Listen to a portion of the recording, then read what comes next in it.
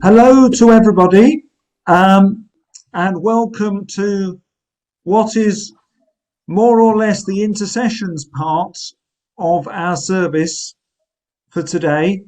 And we're doing something a bit different. Three of us have got together with a special guest, which is Helen Sanderson White, who's a Christian singer-songwriter who we're really happy to have for this recorded discussion. We'll explain what we're doing as we go along. But Helen, do you want to introduce yourself? I'm Helen Sanderson White. I live in Aylesbury in Buckinghamshire, and I go to a Baptist church on the edge of the town in a small village called Aston Clinton. I teach singing and piano during the week, and I also do some work for an Anglican church that's fairly local. And I also write songs, and I've written this song, Where Are You, God? We've been on quite a journey over the last year with the pandemic and Brexit and all sorts of things happening nationally and internationally. And I wanted to write a song that represented my feelings in prayer. And sometimes we pray with guidance and we know what we want to say to the Lord. And other times we just say, Lord, where are you? What are you doing? Help us understand where this is going and help us feel your presence. And really, this song came out of that prayer and that longing for God to speak to us in this situation.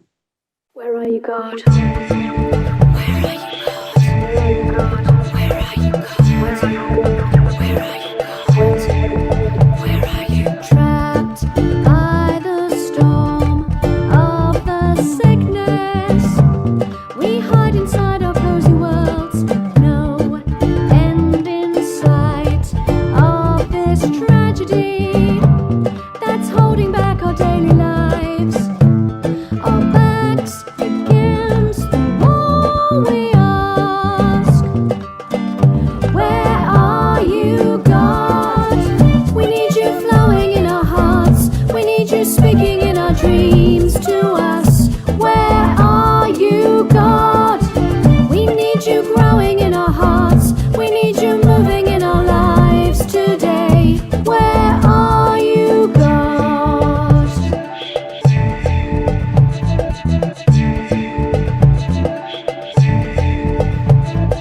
Trapped in a world of our making, we try so hard to heal ourselves. Plans without faith robbed our children. The unbelief has left us blind.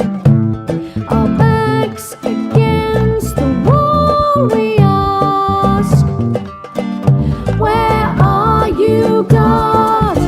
We need you flowing in our hearts. We need you speaking in our dreams to us. Where are you, God? We need you growing in our hearts. We need you moving in our lives today. Where are you, God?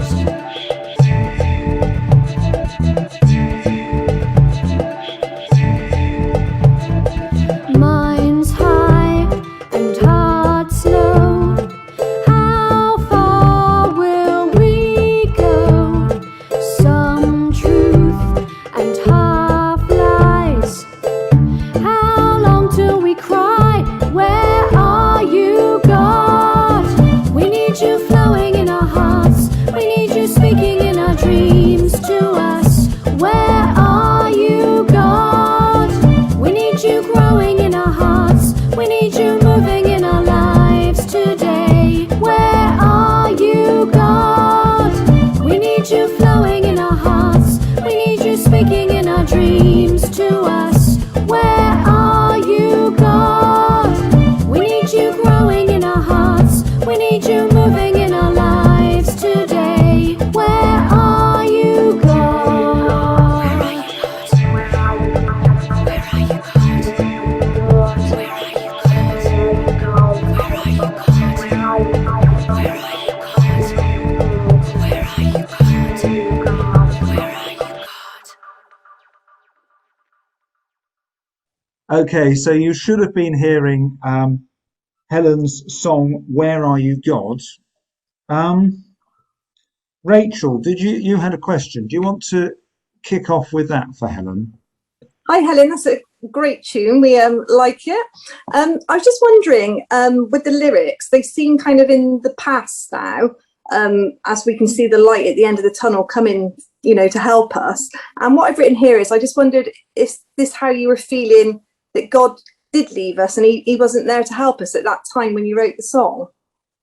No, I didn't feel that God had left us.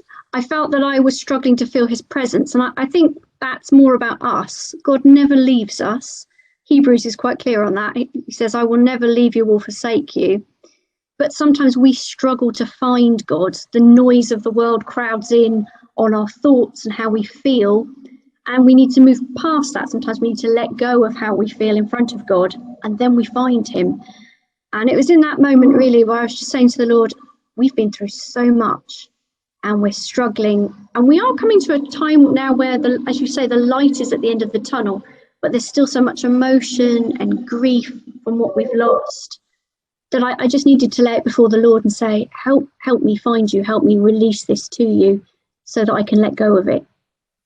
Yeah, that makes it clear. I also wondered, is it a song that we can use in the future for any kind of things that we need to reach out for, and where you can see that going, really? I think so. I wrote it.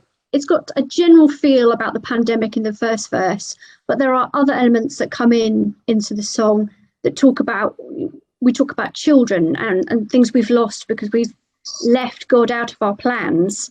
And this doesn't just affect the pandemic or other political situations. Generally in society, we've lost a vision of God because society's gone after something secular. And as Christians, we're saying we still want to keep God in our lives at the centre of things. So the song represents that we could use it in further times ahead. So when you were writing the song, did it come out of prayer itself? Yes. I'd had a week where I felt quite low. It's just after Christmas, and Christmas had not been the way we'd expected. My family were meant to be coming up from Devon to see me, and they weren't able to come because we'd gone into Tier 4 in Buckinghamshire. And I kind of knew that we were heading for national lockdown at that point. And I felt quite low, and I'd spent a week saying to the Lord, I'm not feeling great. I need to let some things go in front of you, and I need you to help me. And then this song came out, and I really struggled to articulate it at first, because when we admit our weakness, we don't always want others to see it. We feel ashamed of it, and we shouldn't, because actually if we read the Psalms, David literally weeps in those Psalms before the Lord and really lets go. And the Lord was saying to me, you need to be honest about your feelings, not just to me, but publicly, because there are other people who feel the same way, who need that help. And so I wrote the song. So that what I find really interesting about it is how you have a strong prayer relationship with God. So you had a sense that God was speaking to you, but at the same time you felt in the context of the relationship you could say, where are you? Yeah, I think I was looking at the news and going, where are you? This is horrendous. The numbers are going up, the death rate's going up. We've got the vaccine, which is great, but in that moment, that day we were in, I think it was around about the 30th of December, things did not feel great. And sometimes we can see that God is saying, I've got a plan, but we don't always immediately feel it. And that's what I was releasing. Listening to the song, and the song says what I think a lot of us thought, but didn't like to admit, almost, to say, where is God? Things happen in life, not just this, and people say, well, surely there's not a God, he wouldn't let this happen. But I think listening to the song, it's how, if we're honest with ourselves, we most probably do think, because you think things can't get any worse, and you hear another tragedy, not just the pandemic, all the troubles in the world going on all the time. And it makes you realize that God always is there. And it's a question that I think possibly we're almost scared to ask, but we possibly do think. I think there are other examples in the Bible where characters have said, "Where are you, God?" Elisha wins many battles and then just gets exhausted and hides in a cave and is in such a state, and is saying, "Where are you, God?" And the Lord dispatches an angel to feed him and look after him and get him back on his feet. And I think as Christians, we feel as though we've got to be joyous and have this sense that God is doing things all the time and we're focused on it's all going to be fine. But I think the Lord is saying it's okay to admit that you're feeling grief. Even Jesus did that in the Garden of Gethsemane and just said, "Help, take this away from me, I can't cope."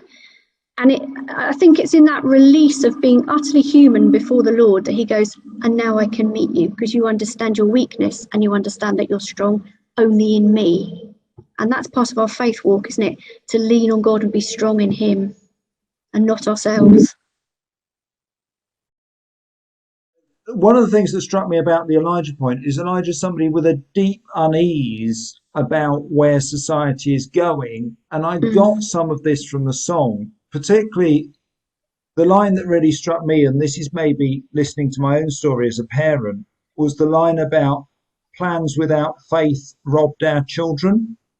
And I wanted to unpack that one a bit, because that touches on something that isn't going to magically go away overnight. Some of the divisions that this crisis has caused in our society. Yeah, we call ourselves a Christian country, which I think we know our morals, our laws are very much set on Christian values. But over the centuries, we have moved away as a country from that central faith. And although there are a lot of people in this country who would say that they are Christian, they don't have a relationship with the Lord. They're not regularly attending a fellowship in any way to grow. And so they make their plans out of what they think is right, what will bring them happiness, what will give them the things they want, that they think will satisfy them, and it won't. And often our laws and our education now, God is taken out of the picture. And if we make plans without faith or without God in, we know that they collapse in the long run. And then we have more of a mess than we were in beforehand. And when I was writing it, I was kind of reviewing everything that's happened over the last year. And obviously we had a loss of education nationally. We're all homeschooling our children. We're trying to deal with things. The government had to make a massive plan very quickly, which I'm not decrying, was, we've all done our best. But we wonder what the situation would be like if we'd put God in this from the start and said, "Lord, what do you want us to do? How do you want us to handle the homeschooling, the NHS, all these situations going on?" Would we be in a very different place? And I think for us personally as Christians, putting God in our plans changes everything. And then if we can do it personally and take that out to wherever we work or our communities and say, we need to put God first, that's how we change society. And I think it's interesting that tonight we're recording this on the night of the budget, which is about long-term planning. And I mean, I don't normally get up on budget day and say a prayer for the Chancellor, but I guess there is an issue about one of the things we could be praying for as a church into this year and at least up to Easter is about the choices that will continue to be made about that rebuilding. I mean, I know the situation I've lived in Buckinghamshire, and it's maybe slightly different to urban Bristol, but there will be challenges for every local area as we go forward. Certainly most towns are feeling the pinch, and I know locally in Aylesbury lots of businesses have closed and won't be reopening the other side of the pandemic, and it's going to change our high streets completely and people's livelihoods. It's really interesting to sort of dissect a song really and get more kind of information out of it. And Helen, it makes you kind of love the song even more when you understand what your feelings were behind it. I think one of the questions you asked me was, do you feel any good can come out of the pandemic? I was like, that had a real good long think about that last night. And there's two scriptures that I think are very important, central scriptures in the Bible. So that Romans 8:28, all things work for the good of those who love the Lord. And then Genesis 50:20, which is Joseph saying, "You intended to harm me, but God used this for my good and for the general good of Israel." And really, the pandemic has been horrific for all of us internationally, not just the UK. And we're wondering how we can find our feet. But we know that God makes beauty out of ashes. He takes terrible situations and turns them around. And there is an opportunity here to really speak into people's lives and bring revival, particularly those who've had lost loved ones who have died, or I have friends who are suffering from long COVID a year on, and their lives have changed dramatically. As we said, communities that have lost their hub of businesses or jobs, livelihoods, people in dire need. It's not just an illness we've had, it's affected every faction of life, from business, education, right down to personal relationships, the loss of going to church, as we were saying earlier. And we've got an opportunity here to speak God's word into those situations and let God do his thing and make something beautiful out of this. Thank you. I think that's really true. Actually, something I wanted to bring on that point, and there's something that we'll probably put on the YouTube site for the people watching at home when we put this out there. A beautiful thing I've noticed some Christians have been trying to do is there's a campaign. Well, there are two campaigns. One is that the Baptist Missionary Society have started the campaign for a COVID-free world petition to ensure that expenditure on vaccines in the West is matched by spending in the third world. And at the same time, I think it's a Christian family started a petition on Just Giving called Twin Your Vaccine, encouraging everybody who's got money who takes the vaccine to donate the equivalent cost to UNICEF for vaccine programs in the developing world. And that might be one of the ways we can pray and work for a more Christ-shaped world going forwards. Certainly, I think the pandemic has shown up the difference between the rich and the poor, nationally and internationally. And as we know, there are schemes where the British government is trying to give away as many vaccines to third world countries as possible. And that's something as Christians we can support and encourage, the sharing of our resources that we're not so good at. Do you see this as a song for individuals or as a song for the church to sing together? I've been fascinated by that because I wrote it as a song for me, and it was a cathartic release for me to get those emotions out and get that prayer on paper.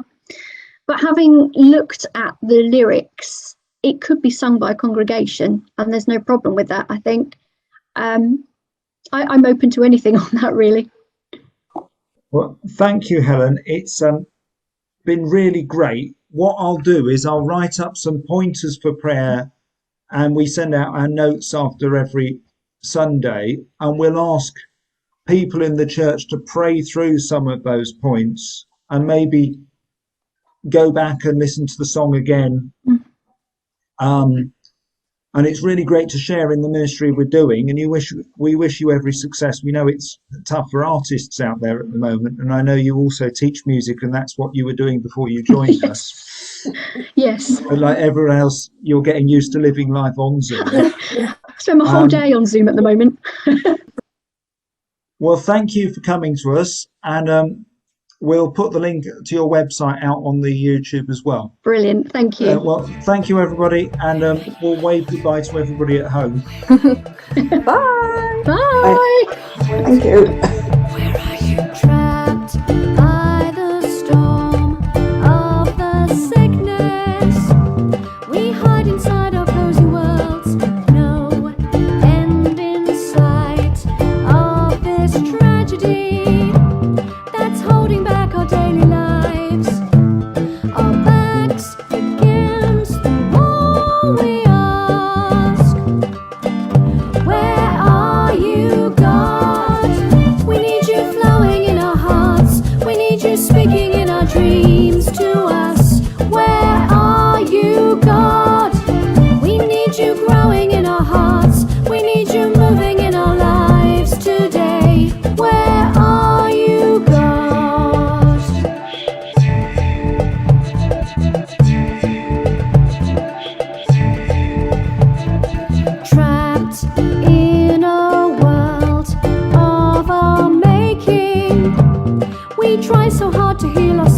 worlds.